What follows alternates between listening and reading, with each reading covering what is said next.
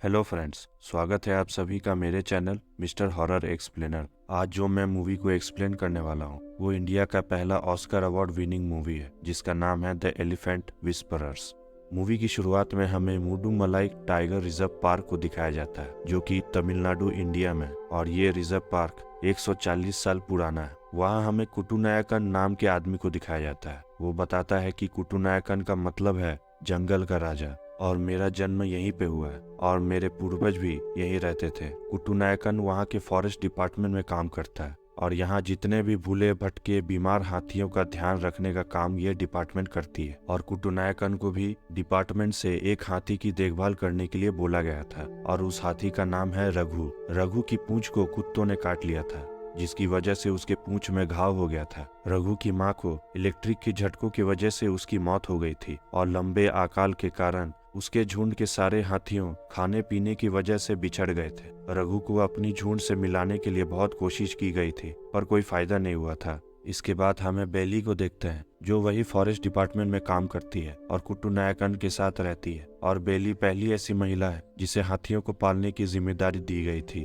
कुटुनायकन बताता है कि रघु की हालत बहुत ही खराब थी और उसे ठीक होने में बहुत दिन लग गए थे, पर अब वो स्वस्थ हो चुका है। वो लोग रघु को एक घंटी पहना कर रखते हैं ताकि कभी भी रघु अगर जंगल में खो जाए तो उसे हम ढूंढ सकते हैं। कुटुनायकन बताता है कि रघु का एक दोस्त भी है जिसका नाम कृष्णा है और वो रघु को घास तोड़ना सिखा रहा है। और उन दोनों को एक साथ देखकर कुटुनायकन और बेली को बहुत अच्छा लगता है। बेली बताती है कि रघु अब हमारी फैमिली का एक हिस्सा है और उसे पालते हुए हमें कोई भी परेशानी नहीं होती है। बेली बताती है कि उसके पहले पति को एक टाइगर ने मार दिया था और वो ये भी कहती है कि हमारा गुजारा इस जंगल से होता है और हम इस जंगल से उतना ही लेते हैं जितने की जरूरत है। कुटुनायकन बताता है कि इतने सालों से मैं हाथियों के साथ काम कर रहा हूँ और मैंने ये जाना है कि हाथी बहुत ही ज्यादा बुद्धिमान और भावुक होते हैं, पर उनके साथ काम करना थोड़ा खतरनाक भी है क्योंकि कुटुनायकन को बहुत पहले एक बड़े हाथी ने हमला कर दिया था जिसके कारण वो अब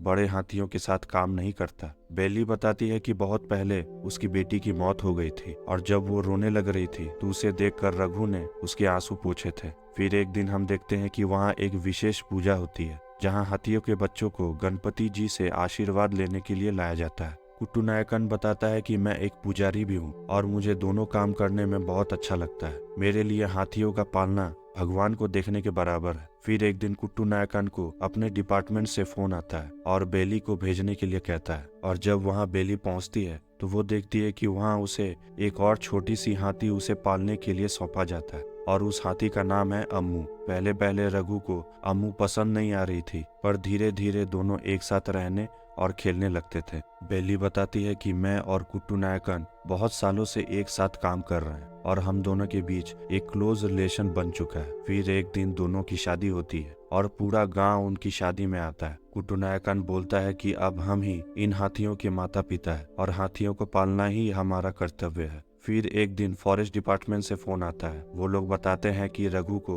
दूसरे देखभाल कर्ताओं को सौंप दिया जाएगा। ये सुनकर कुटुनायकन और बेली बहुत ही ज्यादा भावुक हो जाते हैं। कुटुनायकन कहता है कि मैं सारी जिंदगी रघु को देखभाल करना चाहता था पर ऐसा नहीं हुआ। और जब रघु को ले जाया जा रहा था तब अम्मू भी जोर से चिल्लाने लग जाती थी। बहुत दिनों तक कुटुनायकन और बेली खाना नहीं खा पा रहे थे। ऐसे ही वो दोनों अम्मू की देखभाल बहुत ही अच्छी तरीके से करने लगते थे। बेली बोलती है कि मैंने हाथियों के 2 बच्चे को पाला है और यहाँ के लोग मुझे हाथियों की माँ के रूप से जानते हैं और इसका मुझे गर्व है। कुटुनायकन कहता है कि हमें रघु और अम्मू को पालने की जिम्मेदारी दी गई थी और इसलिए हम उन दोनों को बचा पाए, पर हम बाकी हाथियों को बचा नहीं पा रहे हैं। बीच बीच में कुटुनायकन को रघु मिल जाता है और उसे बुलाते ही रघु दौड़ते हुए उसके पास चला आता है। आखिरी में कुटुनायकन बहुत ही गर्व से कहता है कि यहाँ के बच्चे हमारा भविष्य है और हम चाहते हैं कि हमारे काम को देखकर वो लोग कुछ सीखे और हाथियों के साथ काम करने की परंपरा को आगे बढ़ा सके।